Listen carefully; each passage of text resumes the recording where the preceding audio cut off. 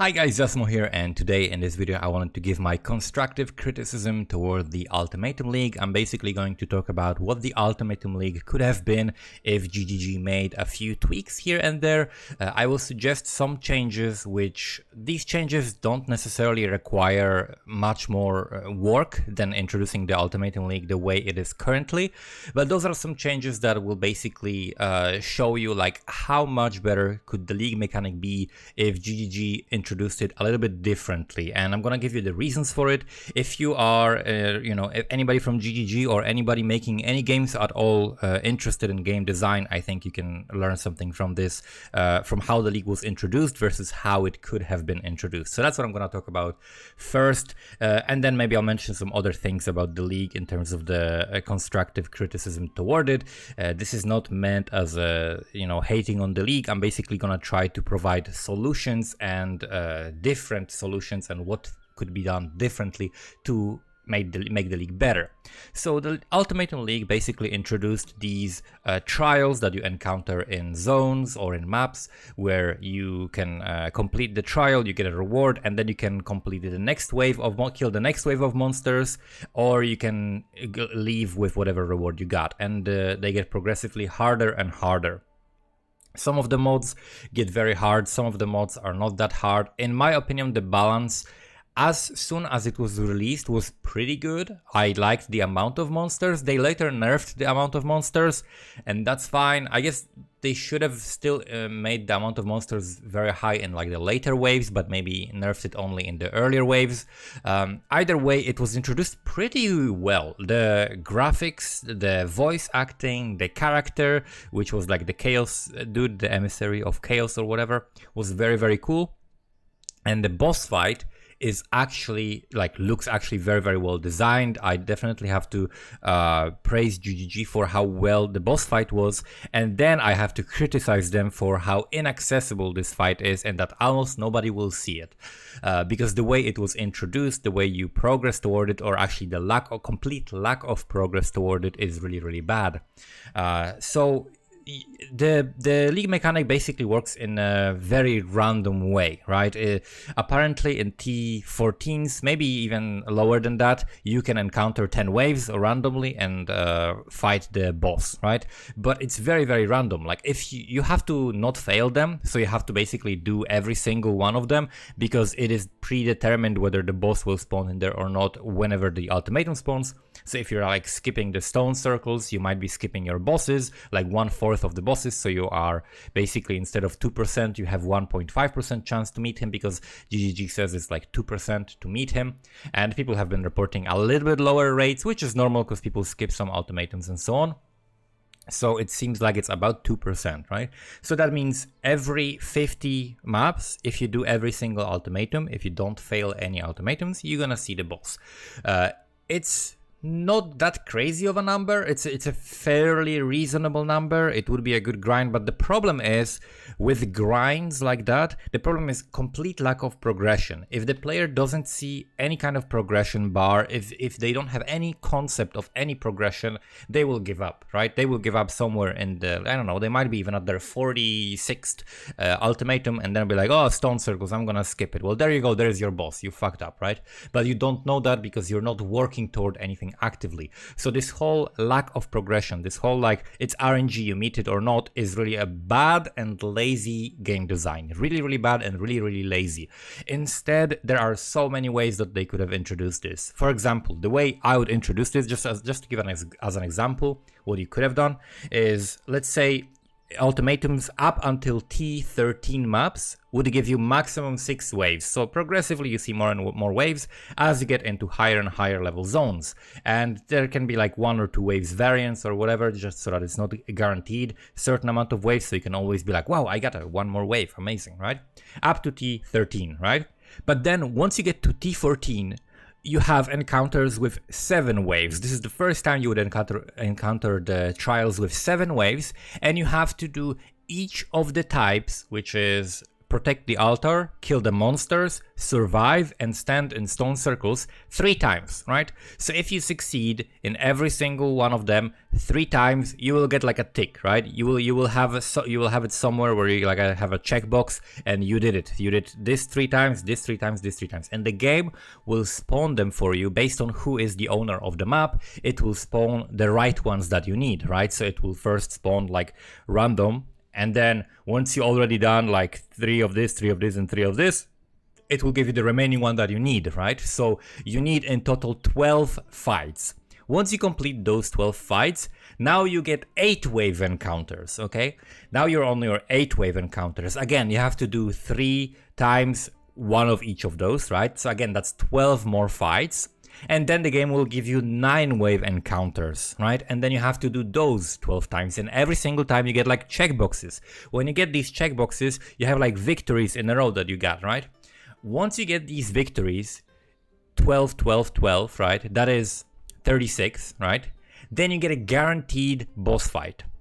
The total number of maps required to run the boss fight would be 37, which is fairly similar to Awakener. It's achievable. It's still not too easy, but it's not too far from the claimed 2% number.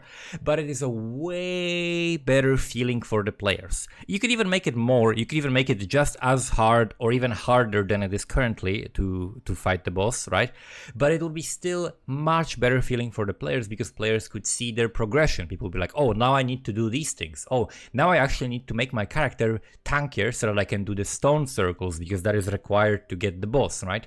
So you will make it so that players have to have actually pressure to make their characters better, because right now it doesn't, like, it hardly exists in the game. That's the problem with some recent changes of the like pretty much removal of like 100% delirious maps, like continuous running, that it gives people less incentives to improve their characters, which is very, very bad for the longevity of the game, because if people don't care about improving their characters, they just gonna stop playing.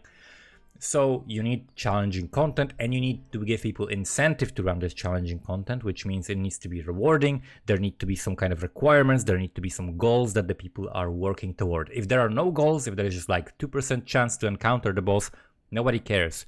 It's really, really bad. It's like mentally draining, and people don't want to do that. If instead you have some kind of a progression that is visible to the player, even if you can make it at the exact same number of maps to encounter the boss, it will feel way better for the players. And then also another thing that I think GGG needs to address that they're not doing is scaling of the content.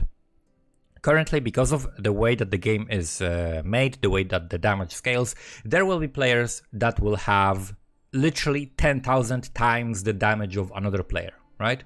The top 1% of the players will have like 10,000 times more damage than players who are playing more casually.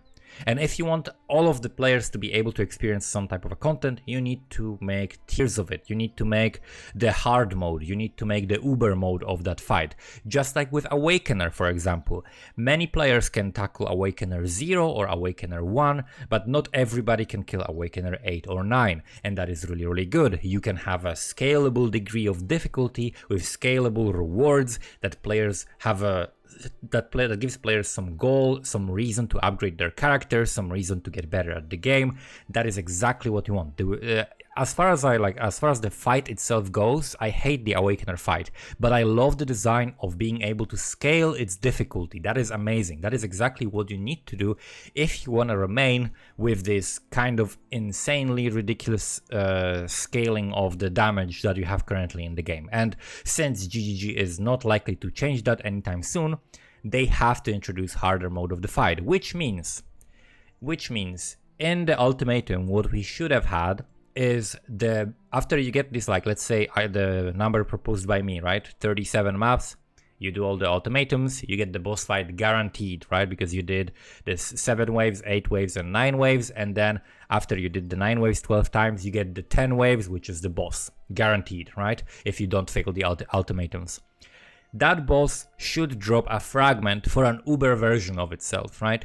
And I would make it so that every single one drops it, okay? Maybe it drops a random one, That could be a thing, right? Maybe you can make a harvest craft that randomizes these fragments, just like with Elder and Shaper. Just add that one to that. And you need 4 fragments. You put that in your map device and you can fight the Uber Chaos, right? You can fight the more difficult guy, and that would be the guy that actually drops the Hate Forge, right? That would be something to work for. That would be something to strive for, because the fight is very, very well designed. And that also means players could simply buy the fragments, and if they can handle it, kill the more difficult boss. So the less difficult boss, you'd have to actually earn the fight to it, right? You'd have to actually progress toward it. But if you already made it so that your character is so strong, it can just go into the very difficult fight, you deserve to be able to like just farm that fight, right? You deserve to be able to just buy the fragments and farm that fight, and then farm Hate Forge, for example, right? Or whatever else that boss would drop. So that would be what I would do. Another thing about the Inscribed ultimatums. Inscribed ultimatums should probably drop more often from the league mechanic rather than just from random monsters, in my opinion. That would incentivize people to run the league mechanic as well, make the league mechanic more rewarding. And it's like, because currently if you want to sell the Inscribed ultimatums, you just do like heist, and Val side areas apparently drop a lot of them, right? So that is very, very weird that you run heist to get as many Inscribed ultimatums as you can, right? Very, very weird. In my opinion, it should be the Inscribed ultimatums dropping, let's say at the end. Let's not add it as a reward, because that means players would basically lose a reward, kind of, if they don't want to run the Inscribed ultimatums and they're playing in SSF. So add it as a drop at the end of the wave. Let's say if you complete the wave 100%, you get like an Inscribed ultimatum or something like that. So with those changes, players would basically have more incentive to play, more incentive to do the ultimatums, more incentive to upgrade the game, more feeling of progression. The league would feel much, much better rather than just RNG fiesta and people playing for a really long time, people doing hundreds of maps and never meeting the boss.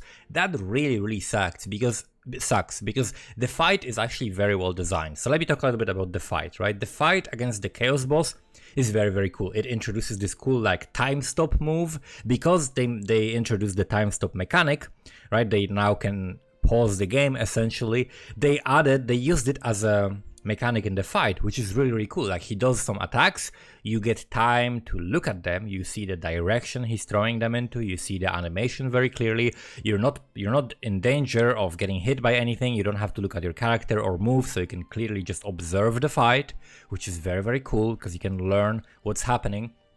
And then you dodge these things, right, that he used. It's very, very cool. I fucking love this this time stop mechanic. There are things like when I did one of those fights and like I died in one of the fights and I immediately knew why I died. Like I immediately knew like, oh, this little skull attached the chain to me and slowed me and then I got hit. Okay, don't walk next to the skull that has the chain. Awesome, right? I learned something. So by playing the game, you're learning. This is something that GGG has been like notoriously bad at, by teaching players by playing the game. And I think maybe in POE 2 they'll get a little bit better at it, maybe not, we'll see. But this is like a very fundamental game design concept that GGG really needs to improve at, especially with the game being as complex as it is. Having some kind of an event in a game explain to you and show to you what you're supposed to be doing as a player, right? And that is something that this fight actually, I think, kind of accidentally achieves. And it's a very well designed fight. The area is like the right size. I like the size of the arena that you fight. Every fight is a little bit different based on the mods that you picked. It's fucking an amazing fight. It's a great fight. It's just a shame that most players will never see it. And the reason why most players will never see it is because of the kind of a bad introduction of it, right? The fact that it's gated behind RNG, and people, even if they would be able to get it, will simply give up because they don't see any progression. So after doing like 40 maps and not seeing it, they're like, fuck it, I'm not doing the ultimatums, you know? And they skip one, and that's enough to just maybe skip the boss. So that's really, really bad. Another thing I want to talk about a little bit is the league itself and why this league feels like it's over so quickly, right? So for example, people will encounter the boss in the second day of them playing the game, right? So like on the second day of the league, I think, or the third day of the league, very, very quickly, I met the ultimatum boss, right? I did the last final wave and I met the boss. And after that, I was like, okay, well, I guess that's it. That's all the content the league has. Like, there is nothing else to do. Like, I can just keep running ultimatums and do other stuff, but that's it. Everything else was there last league. There is no need to really figure out that many more strategies because all the maps are in the same places. Most of the Atlas passives are in the same places. There was no reshuffling of that, and the massive amount of groundwork that the previous expansion did, the previous league with the expansion did, the Echoes of the Atlas, which was like one of the best things that ever happened to PoE. All of that was kind of wasted. There is so much potential for it. Just like move things around, move maps around, or move the regions around, and players would have so much more interesting theory crafting, like finding the good maps. But nobody had to do that this league. Everybody knows, okay, in this region we run dunes, in this region we run this, in Lexajoris we run burial chambers, like everybody knows what map you run. Like in this region we run Atoll, right, in Haywark Hamlet. Nobody had to figure out like what's a good map for that. Nobody had to learn, look more into the maps. Everybody is just doing the same thing over and over. Atoll, right? Very, very boring, and basically a wasted potential of the expansion that could have been utilized to simply do a little bit of a shuffle. And even if something is imbalanced, right, even if you put like a map that is super good with some league mechanics that are in that specific place, that's fine, because that's just for one league, and then you can switch that, right? But for one league you can afford to like move maps around and let players figure out some good strategies, because again, it increases the longevity of the game, it increases the longevity of the league, and it lets players figure out new stuff, which is what people like. When people play this game, they're playing it because they like to figure out stuff, they like to learn something new that they can use or abuse to their advantage, to make their character stronger, to make more currency, to have more fun, and so on. And I feel like this league kind of failed in that aspect, right? This feels like they're just biding their time, or whatever is the expression, toward PoE 2, and all of their best people are working on PoE 2. I mean, at least I hope so. At least I hope that that's the explanation, and not Will Christiansen working to sabotage the game, like in the Reddit story.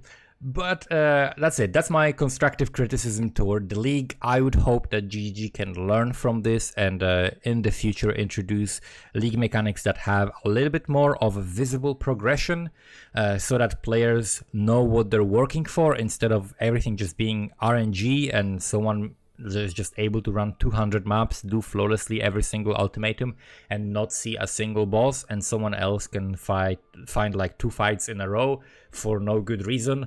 I don't feel like that's a good design. I don't feel like that's rewarding to players. I don't feel like that's keeping players playing longer at all.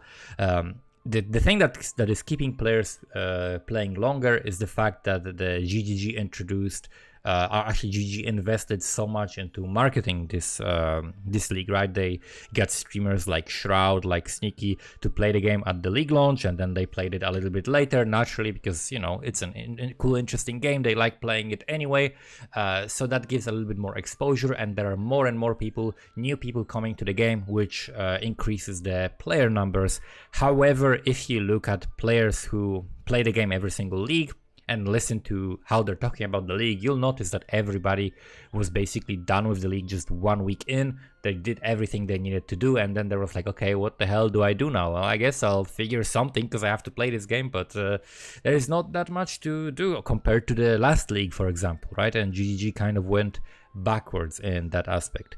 But that's it. Thank you so much for watching. You can check out my stream at Asmodeus Stream on Twitch, and see you next time. Bye bye.